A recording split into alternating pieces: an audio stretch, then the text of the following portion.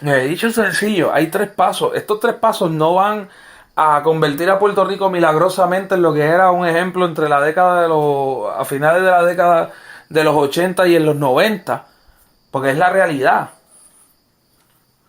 Pero son pasos que van a encaminarnos a un mejor futuro, a una prosperidad y a un bienestar que sí. Y vuelvo y lo reitero de esta manera. Y usted búsquelo si en la plataforma del Movimiento de Victoria Ciudadana marque la fecha, porque yo estoy grabando esto un 23 de abril del año 2019, y repito de nuevo, 23 de abril del año 2019. ¿Cuáles son los cambios que necesitamos en las leyes?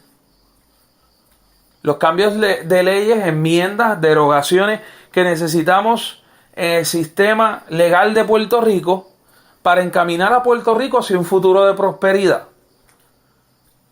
En el ramo, lo que es la rama legal en Puerto Rico, esto es lo que si hubiera una disposición para un mejor Puerto Rico, esto es lo que usted debería estar escuchando a sus legisladores decirle.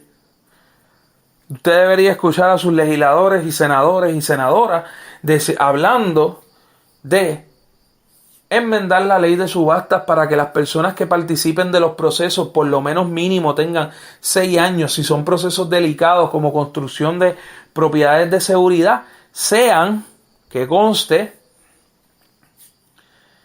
y ahí sería con un mínimo de 10 años. De esta manera se evita el pay for play, de que cada vez que gana un candidato viene a la semana, a las 2 semanas, corriendo al Departamento de Estado a registrar corporaciones para que entonces en febrero tengan sus primeros contratitos.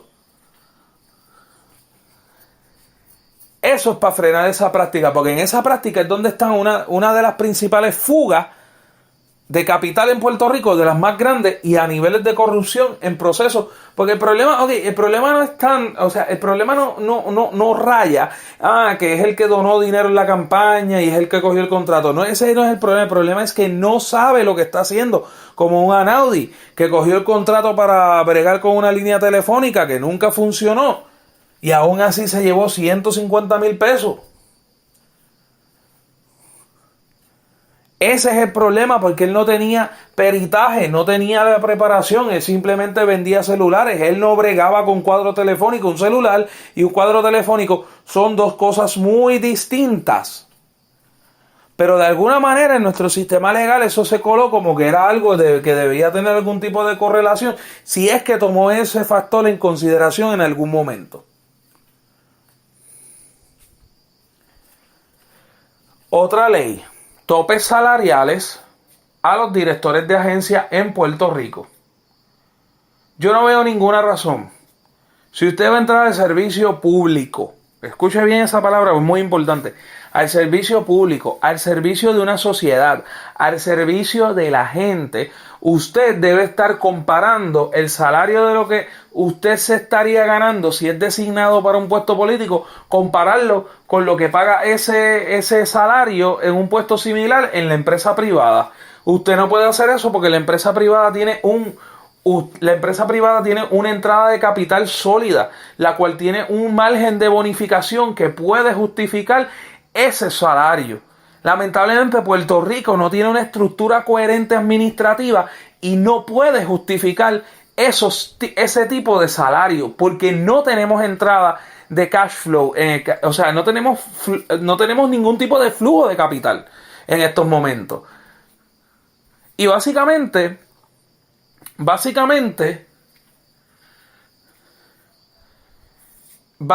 uno de los problemas principales que nos trae todo esto,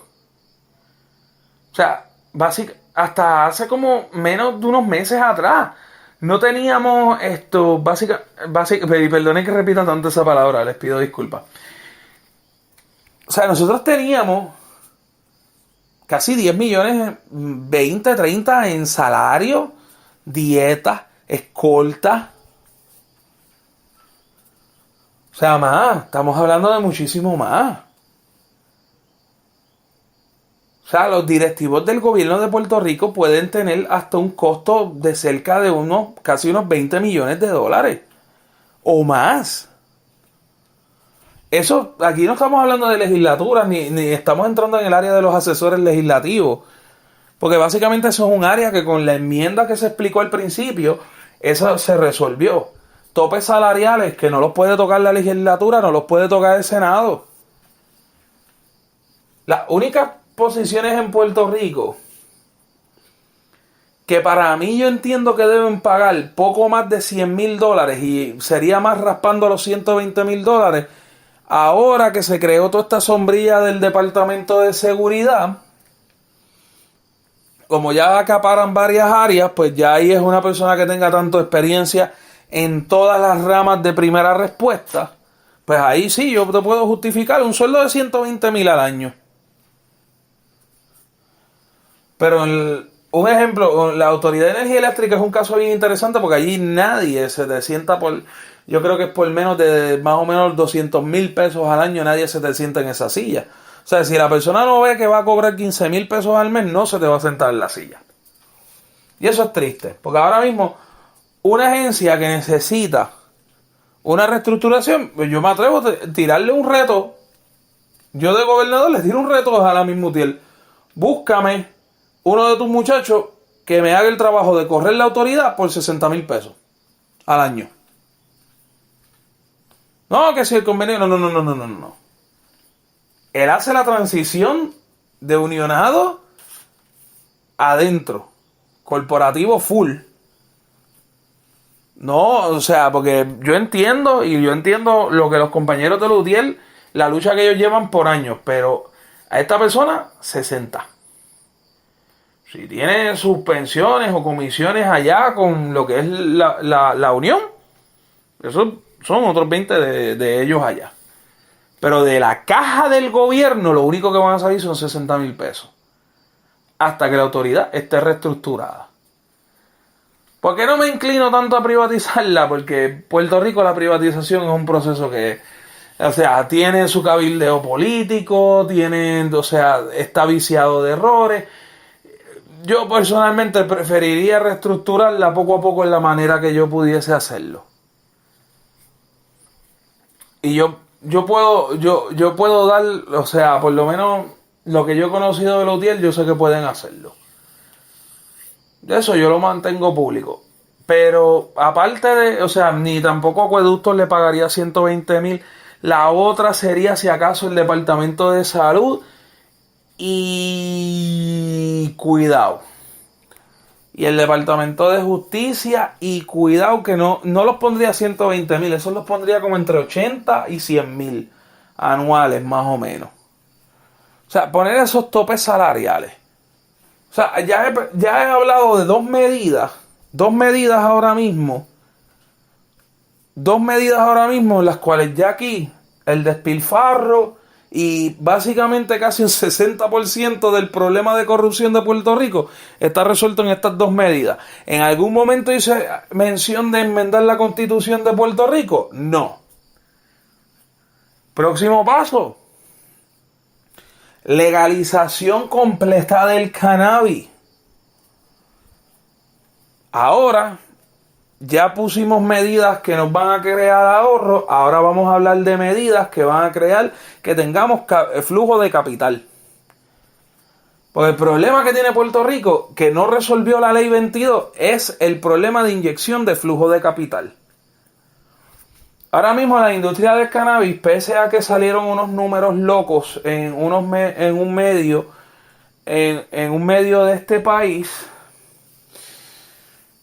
no son los números, para que lo sepan, esos no son los números, esos fueron unos números que fueron algo infladitos y algo exageraditos. Para tratar de hacer ver la industria del cannabis como un atractivo y también pues quizás la intención detrás de eso era pues como que pues hacerla ver más guau para algún potencial cliente o whatever. La cosa es que pues esos no son los números, pero sí, la industria del cannabis sí obviamente se limita a toda esta regulación que raya un poco en lo ridículo. Básicamente podemos tener una industria que básicamente crea el flujo de capital. crea un flujo de capital. Y no solamente es la industria del cannabis, porque no le puedes echar todo en el lomo a la industria del cannabis, que es una industria que está empezando con una serie de obstáculos, porque mientras hay personas que están celebrando las gestiones que ha hecho Ricardo Rosselló por la industria del cannabis, yo lo que he visto es un desastre. Y yo lo que veo es que mientras todo el mundo se estuvo tripeando a García Padilla de que era el tipo más bruto, dejó una orden ejecutiva a un nivel funcionando y marchando a un nivel de que él no la pudo echar para atrás.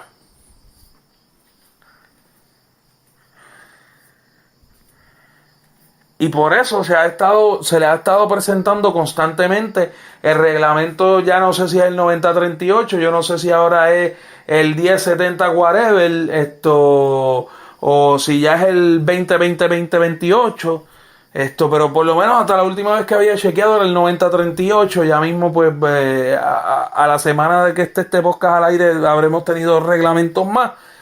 Y ese es el problema que ha seguido enfrentando lo que es la industria del cannabis en Puerto Rico. Ya una completa legalización, autocultivo, obviamente, ¿verdad?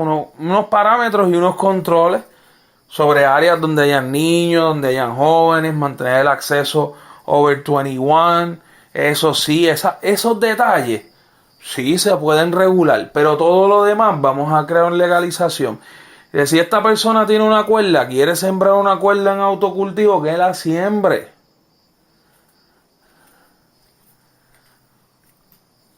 Pues ese es el problema. Hay muchas personas que no tienen capital en Puerto Rico.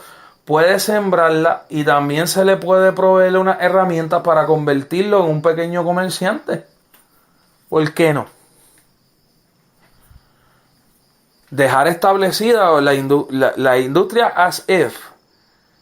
Se puede mejorar y las fallas donde están en el reglamento.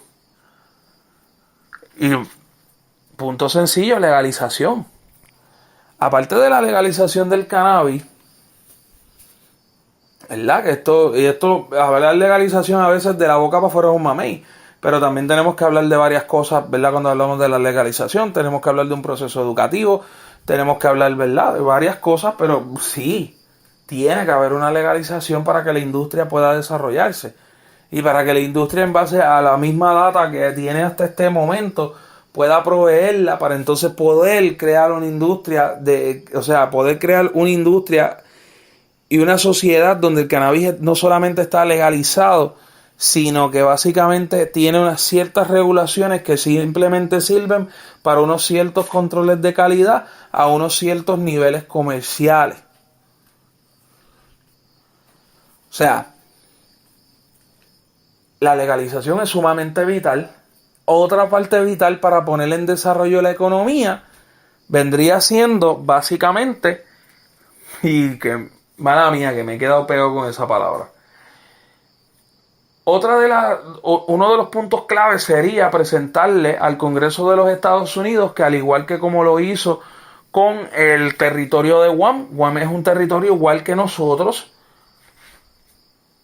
y ellos exigieron primero una extensión de visado que comprendía de una serie de países que le rodeaban. El visado, la ley que establece el programa de visado actual, le permite el visado, para que lo sepan, es cuando te puedes quedar, creo que por más 6 o unos 9 meses, y tú puedes hacer eso, pero si perteneces a estos 37 países, que la mayoría son parte de la Unión Europea. Entonces, ¿qué pasa? Nosotros tenemos a Latinoamérica, y aunque usted no lo crea, es un mercado potencial de 650 millones de personas. Aquí es donde está otro fracaso de la Ley 22. Otro fracaso de la Ley 22 es que lo que buscaba era traer más personas millonarias para que invirtieran en Puerto Rico. El problema de la Ley 22 es que al traer y hacer la isla tan atractiva para gente que es tan acaudalada, a un nivel tan exagerado, el problema es que eso no se traduce en inyección de flujo de capital a la economía local. Le doy un ejemplo. Una persona millonaria viaja para Puerto Rico, lo menos que va a pisar es un restaurante, va a tener otro amigo millonario acá, van a ir para la casa de ese amigo, y si acaso solamente un afortunado chef, si tiene la dicha de que sea boricua, puede a lo mejor ganar